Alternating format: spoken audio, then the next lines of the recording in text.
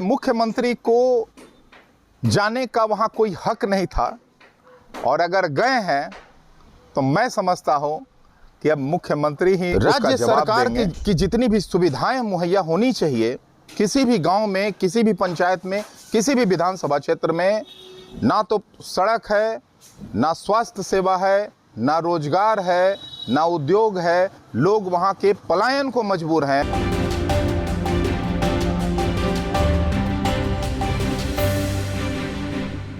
नमस्कार, आप देख रहे हैं रब्जी लाइव और मैं हूं अभिषेक मिश्रा। इस वक्त हम लोक जनशक्ति पार्टी के प्रवक्ता राजेश भट्ट के साथ हैं और राजेश भट्ट जी कुशेश्वर स्थान में लगातार बने हुए हैं। कैंप कर रहे थे और फिर कुशेश्वर स्थान जाने वाले हैं। तो वहाँ क्या स्थिति है, एलजेपी का जो दावा है, एलजेपी उस दावे के नज़दीक वहाँ है नहीं है? लालू यादव की एंट्री, कन्हैया कुमार की एंट्री से कहीं एलजेपी का खेल खराब तो नहीं हुआ? इन तमाम सवालों के जवाब हम समझने की कोशिश करेंगे राजेश भट्ट जी से। सर, लगातार कुशेश्वर स्थान में आप बने हुए थे, आपकी पार्टी का जो दावा रहा है उस दावे के हिसाब से घटनाक्रम है या फिर कहीं कोई फायदा नुकसान देख रहे हैं? अचानक स्थिति बदलती है। देखिए, लोक जनशक्ति पार्टी जिन मुद्दों को लेकर कुशेश्वर स्थान गई है, मैं समझता हूं कि किसी के पास जवाब नहीं है। चाहे वो मौजूदा सरकार हो, चाहे वहां की प्रशासन हो, वहां के आम लोगों में जो सत्ता के विरुद्ध या मुख्यमंत्री श्री नीतीश कुमार जी के विरुद्ध जो आक्रोश है, उनके आंखों में जो एक जुनून दिख रहा है, वो स्पष्ट रूप से ये बात कह रही है कि वो बदलाव चाहती है। अब आप कहेंगे कि लोक जनशक्ति पार्टी ही क्यों? जी हाँ, इसका जवाब है मेरे पास। जवाब ये है कि रामविलास पासवान जी ने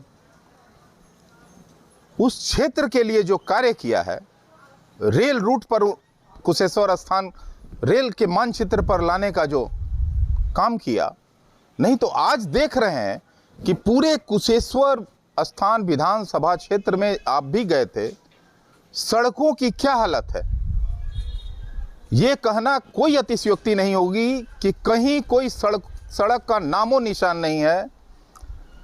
राज्य सरकार की जितनी भी सुविधाएं मुहैया होनी चाहिए किसी भी गांव में, किसी भी पंचायत में, किसी भी विधानसभा क्षेत्र में, ना तो सड़क है, ना स्वास्थ्य सेवा है, ना रोजगार है, ना उद्योग है। लोग वहाँ के पलायन को मजबूर हैं।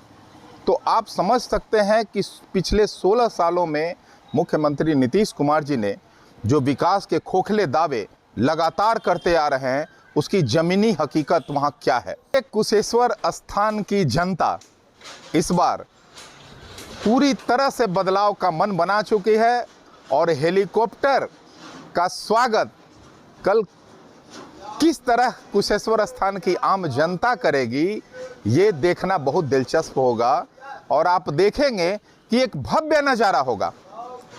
हमारे राष्ट्रीय अध्यक्ष चिराग पासवान जी सड़क के मार्ग से जहां जहां जन समर्थन में जुटाने को लेकर जनसंपर्क अभियान के तहत लोगों से मिलने गए हैं, आप देखे हैं कि कहीं उनका बाजा बजा के स्वागत किया जा रहा है, फूल माला से लाद दिया जा रहा है कार्यकर्ताओं द्वारा।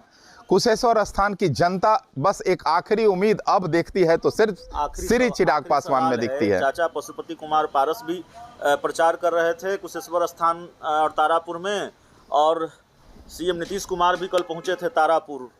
कोई नुकसान तो नहीं हो जाएगा मुख्यमंत्री के जाने से? देखिए, मुख्यमंत्री को जाने का वहाँ कोई हक नहीं था, और अगर गए हैं तो मैं समझता हूँ कि अब मुख्यमंत्री ही उसका जवाब देंगे।